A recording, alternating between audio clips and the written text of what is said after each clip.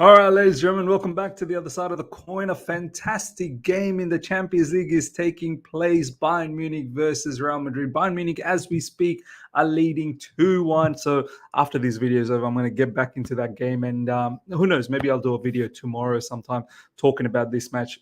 All the best of luck to Thomas Tuchel.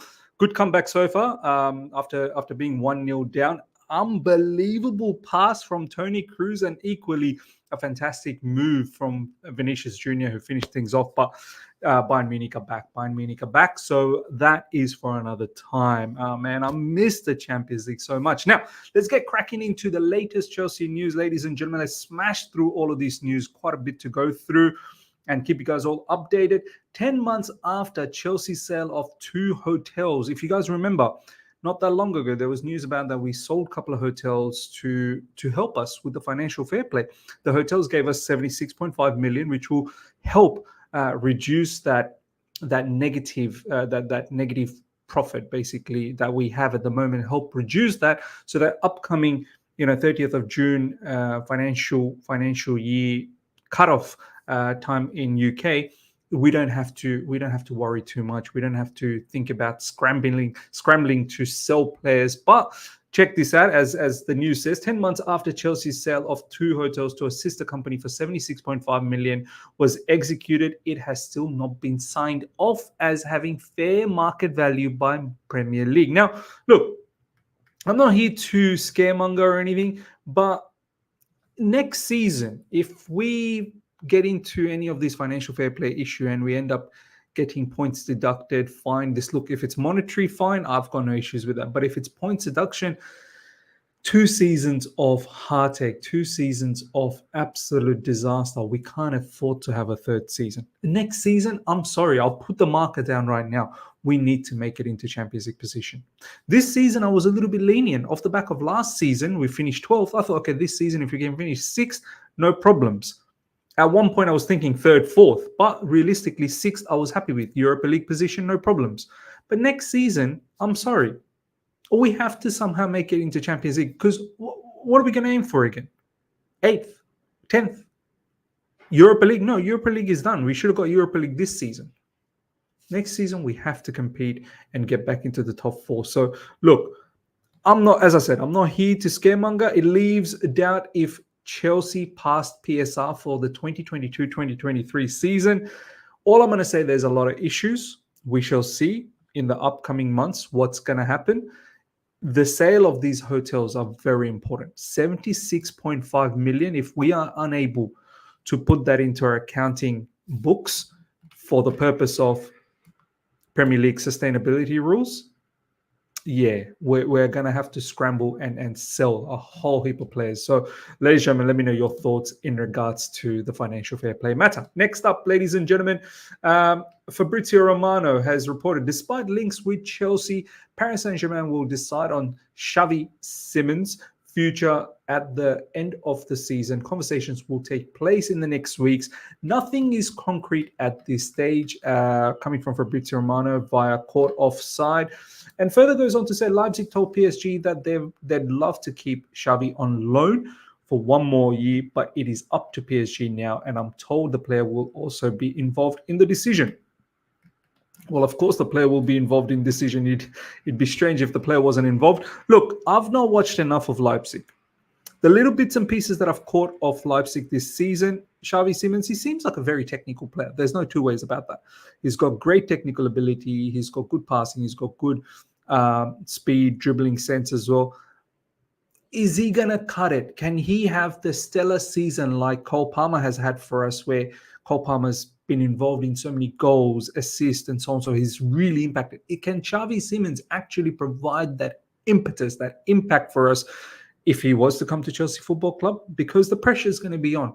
We need him to come and deliver.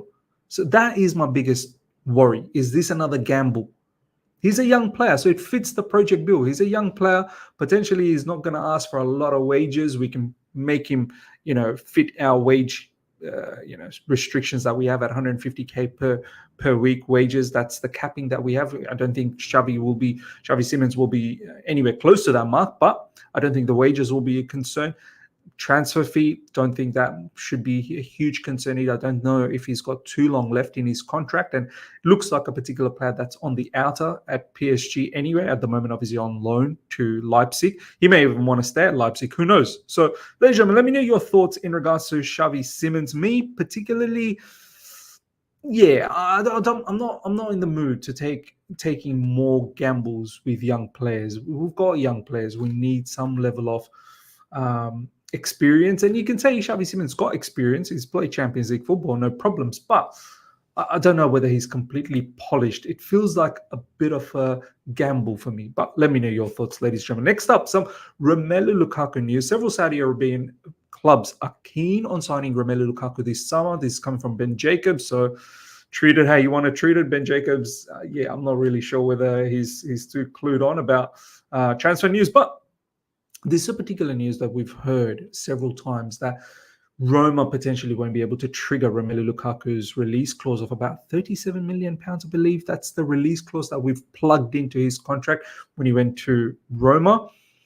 Roma don't have that level of money. Lukaku, we're going to be in this tango again in this summer. Do we use him at Chelsea? Look, all I'm going to say, I've lost all faith on Romelu Lukaku. His character is a fraudulent character. He's very moody. You don't know what's going to happen. So I don't want to see that. I know some of you guys might entertain that. He is still a Chelsea player. So Chelsea could ask for his services, and whether he gives that service or not, I'm not really sure. I don't think he wants to play for Chelsea Football Club. But I think he is keen to go to Saudi Arabia. There's been rumors earlier on this season that he is looking into that whole Saudi thing. So if there is an opportunity for us to send him to Saudi Arabia, let's do it. Saudis are still looking for marquee signings. Next up, ladies and gentlemen, some Mauricio Pochettino news. Decision on Mauricio Pochettino will be in the last weeks of May. So we are now well and truly in May. Well, I've entered May, 1st of May. I know you guys will eventually enter May. Final month of the Premier League season, and we are dwindling in what, 9th, 10th, something like that. Another nonsense season has gone by, and yeah, we've got some big games coming up in this month, and we will see. Right now, I'm a little bit. I know what I want. I want Mauricio Pochettino gone. I know what I want. I don't think he's capable of being the Chelsea manager, and I don't think he's got the tools to be this modern day manager anymore. We need a manager that is far more tactically apt. So for me, I know, but I'm confused in the sense that I don't know whether Chelsea is going to get rid of him. Players like him. He's, somewhat of a father figure to the players. Not the kind of father figure that we want. He's more sort of lenient, more looks after them as a friend, this, that, the other. And he'll have a lot of excuses lined up to present to the board and the owners. And owners, I don't know whether they want the topsy-turvy run of sacking managers non-stop. They may just potentially give Pochettino one more chance. And there's no big candidates out there. We'll get to some of the candidates. Ruben Amorim, Roberto De Zerbi are probably two names that's floating around. But a lot of you guys are not keen on Roberto De Zerbi and the whole history with Brighton. We don't want to deal with it. And that just leaves Ruben Amorim. And Ruben Amorim, as I said, there's a news that's coming up for Ruben Amorim soon. What's going on with this guy? Liverpool couldn't get the services of him, or didn't want him. Maybe he went to West Ham. What happened to the interview? Didn't get that job either. So what's going on? What's going on there? Nicholas Jackson has insisted the goals will come, as he admitted he has missed too many chances for Chelsea this season. He said, "I think I should have scored more with the chances I've missed." Of course, man, of course. But it's good. As I said, self-reflection is huge. Self-assessment is huge. If you can be humble enough to say that you should have done better, that's a start. That's a start. He further goes on to say, it's good, but not what I wanted to when I came to play Champions League next season. Everything happens for a reason, and we try to fight next year. Even if I scored 10 to 15, the most thing is for the team to be as high as possible and make the fans happy.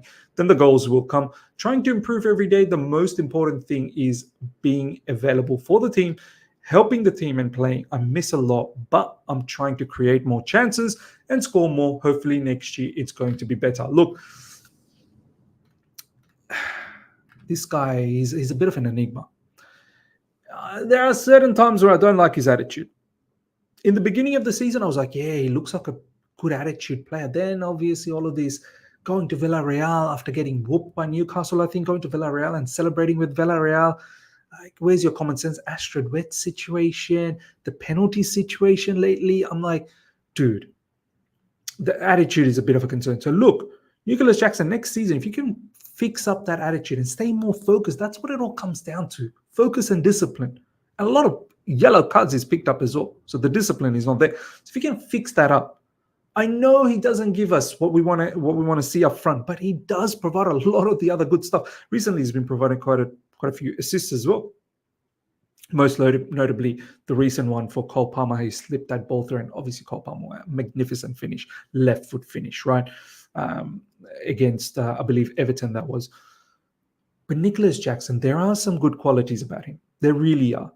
And if you can just focus on the, concentration level, focus on the discipline side of things and his attitude, tighten that up, along with the attributes that he has before he enters the box. Obviously, if you can improve that will be much, much needed and much, much appreciated. All I'm going to say is that, look, he's probably far more suited from the left side, or maybe even as a 10 at times. As a striker, out-and-out striker, I don't think he's got the goods, but there is value in Nicholas Jackson. Next up, ladies and gentlemen, Borussia Dortmund want to keep Ian Martin at the club beyond this season, coming from Fabrizio Romano. Fabrizio Romano has been talking about this player non-stop. I think this one's set in stones. I think he will stay at Dortmund. Dortmund will end up buying him. I think we've slapped a price tag of about something around 30 million. I could be wrong, but I think it's about 30 million pounds.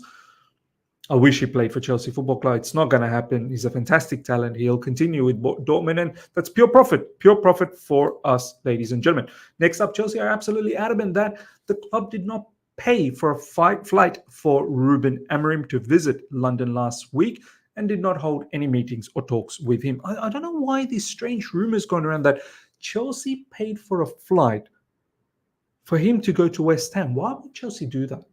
That seems not like stupid, not naive. That seems crazy, delusional. West Ham definitely paid for the flight to West Ham, and he had an interview. We've also seen Ruben Amorim after that situation, I think recently in the press conference, say that was a mistake. He shouldn't have done that. He's said to, apparently to his players not to do that, and then he's ended up doing that. So he's not taking his own advice. But the issue is, what happened with the Liverpool situation? Because he was Liverpool's number one guy. And then he flew to West Ham for an interview. So what happened there? So what's going on? What's going on? Like, are these clubs getting put off by Ruben Amorim? Should we be after Ruben Amorim? I don't know. Look, me personally, I've seen enough of him. He's a good manager. There's no two ways about it. He's done really well with Sporting. I wouldn't mind him and Gyökeres come to Chelsea Football Club as a package, but I think there is a sizable release clause as well with Ruben Amorim, which some clubs might be a bit put off. But let me know your thoughts about Ruben Amorim, ladies and gentlemen. Last but not least, Thomas Tuchel is ready to return to the Premier League this summer. This is coming from Florian Plettenberg. Look, Thomas Tuchel and Bayern Munich, there's some madness going on. I think the Bayern Munich president and Thomas Tuchel publicly having a spat as well now. So that is a relationship gone. There is, they will have to part ways, which they are anyway. And there's interest from Thomas Tuchel from Manchester United. I think, look, personally, if Man United get Thomas Tuchel, it will bring some level of structure back to Man United. And if he's just there managing and everyone else is assembling the team, I think he can do a job over there. I would love him to come back to Chelsea, honestly, but it's never going to happen. Our owners will never, ever do that. So, look, all the best of luck to him in the Champions League. Let me have a quick look at the Champions League score. Still 2-1. Good comeback from Bayern Munich. I hope he wins the Champions League. He gets disrespected quite a bit. And on top of that, apparently West Ham have Thomas Tuchel on their shortlist as well. West Ham showing a lot more ambition than us. Ladies and gentlemen, that is the latest in all the news at the moment that's circulating around Chelsea. Let me know your thoughts about everything we spoke about in the comment section. Hope you guys have enjoyed this. Smash the like button. If you're here for the first time, subscribe, hit the bell notification to stay in touch with all my content. Until next time, everyone, take care. See ya.